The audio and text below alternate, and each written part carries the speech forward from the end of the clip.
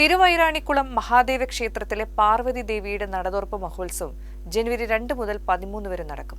Virtual queue booking collector G Priyanka ഉദ്ഘാടനം ചെയ്തു. Website വഴി ബുക്ക് ചെയ്യാം.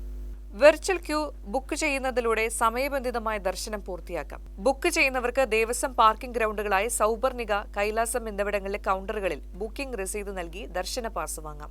ബുക്ക് ചെയ്യാത്തവർക്ക് സാധാരണ ക്യൂവിലൂടെ ദർശനം അനുവദിക്കുമെന്ന് ക്ഷേത്ര trust president A Mohanakumar, secretary N Mohanan, publicity convener MS Ashokan എന്നിവർ അറിയിച്ചു.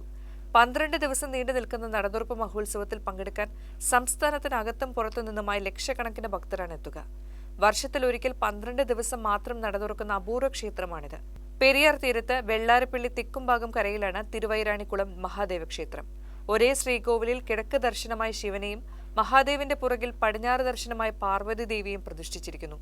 ഉപദേവതകളായ ഗണപതി, അയ്യപ്പൻ, മഹാവിഷ്ണു, സതീദേവി, ഭദ്രകാളി, നാഗദൈവങ്ങൾ എന്നിവർക്കും പ്രത്യേകം പ്രതിഷ്ഠയുണ്ട്.